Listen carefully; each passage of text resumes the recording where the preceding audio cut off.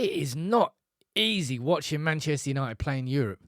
A year since we last won a game of European football, and we've been 2-0 up away to Porto, 2-0 up away to Galatasaray, 1-0 up away to Fenerbahce. Going into half-time, look, that first half, I thought it was a little bit less chaotic in the idea that we weren't getting hit on the counter-attack and there were like 40 yards of space in the middle. But ultimately, it was still some chaos because Onana had to make an incredible double save. Ugarte with a goal line clearance. We got the goal, and it was a great goal.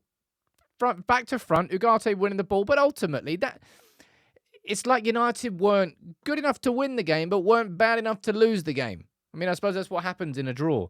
And I went into that game saying, we need to see progress, continued progress. The roller coaster lifestyle of Ten Hag's United is completely unsustainable, and that will not be enough, in my opinion, for Ineos to back him past this upcoming international break as a manager. And that game there, look, Erik Ten Hag made some mad decisions, right? Mazraoui in the number 10 role. I'm not sure if he's played there before. Ten Hag might have said he did before. Okay, maybe once or twice. In yonder year. Xerxes starting ahead of Højlund. I mean, these are the sorts of decisions that managers make where you really question it before the game starts, right? And in the first half, ultimately, the decisions paid off. Mazraoui involved in a goal. Xerxes with the assist. Great finish by Eriksson. But conceding a goal, I'm like, you know what, I break the habit of a European lifetime. Well, not lifetime, these last few years. Do not lose control in the second half. And we can see within 4 minutes. Now, given, after that goal, Fenerbahce didn't really offer that much.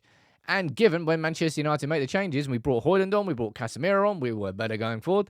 I mean, who could possibly have seen that coming?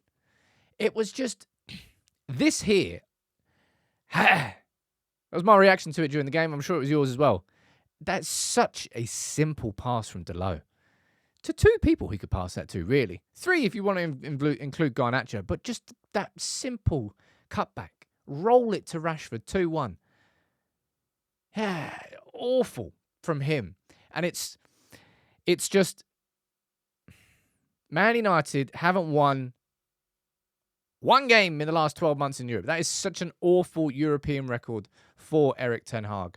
And I wanted that game there to be a bit of progress. I wanted that game to show United sort of going forward a little bit, following on from the game against Brentford at the weekend. And instead, it was far from that, right? Now, Eriksson played well. Ugarte, I thought, probably had his best game in a United shirt. Not just for the defensive clearance, but just his overall play. And I think it was a high-pressure game for him because, let's be honest, he's playing in a midfield with Eriksson and Mazraoui as a number 10. What do you reckon about Ahmad in this game, by the way?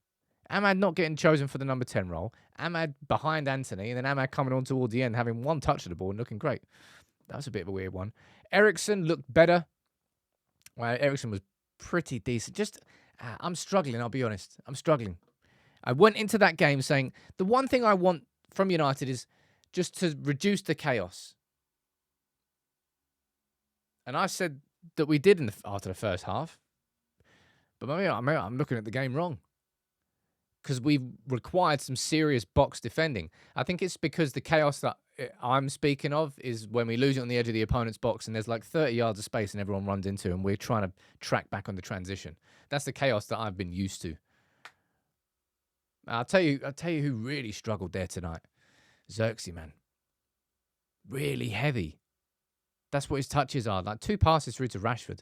One in the first half, one in the second half. It was like, I had about 10, 15 yards too much on it. He blows hot and cold, even in the same move. Really good first touch, awful second one. Really good assist, awful next touch. Very strange. He's not settled in so far, United. That is for sure. And unfortunately, he is a better facilitator than he is a goal scorer. So if you play him in the number 9 role and you play Mazraoui alongside him, lo and behold, you're not really going to have too much of an attacking threat. You know where our attacking threat came from tonight. It's the same thing every game. Garnacho is the thorn in the opposition side every single game, whether he's scoring against Brentford or just creating chances. He's always doing something. I thought Rashford was really unlucky not to score from that shot, actually, in the first half when it just went wide. Rashford actually creating on that right-hand side. And look, of course Mourinho got sent off, by the way. That was the easiest bet in the world. The Mourinho show was going to come. And it was a night, as I said, where there was a lot of spotlight on Erik ten Hag because you're looking at a former United manager, somebody who United fans consider the best manager post-Fergie, coming up against ten Hag. We know how Mourinho's going to play, right? And I just want to see progress. And you might say, well, Sam, 1-1 draw away from home against Fenerbahce, it's not an awful result. And in isolation, it's not an awful result. And a draw away at Porto is not an awful result. Look, truth be told, I'd still absolutely back United to be qualifying for the knockout rounds of the Europa League. Well, all we got to do is finish in the top bloody 24, people. I think drawing 3 games pretty much rules us out of qualifying from the top 8 unless we win the next 5. I don't know. It just kind of feels like it's unlikely. But we've got what?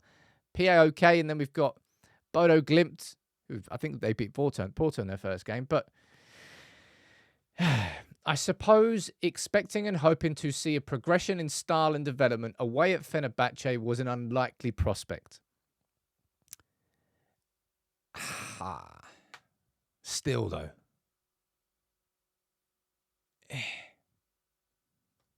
Eric just needs more. And a lot of the decisions there were his decisions. As I said, the starting 11, the way... Do you ever get the impression that, like, Ugarte did it once in the first half, Casemiro did it in the second half, actually setting up that pass from Delo, which he absolutely fluffed. That first-time ball without really looking. Ugarte, yeah, it feels like it's coached into them. I don't really know what to make of that. A draw is never really going to solidify an opinion either way. It's a kind of it's a bet middler. It's right, dead center. It was a little bit less chaotic from United in the second half, but it was also, it just wasn't good enough. It's the perfect way to describe that game. Not good enough to win it, not really bad enough to lose it. A draw is a completely fair result. Doesn't really change anything. Yeah, we haven't won away in Europe for a year.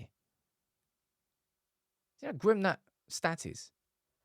Absolutely grim. As I said, if I'm going to take a positive away from tonight, it's that Ugarte looked really good.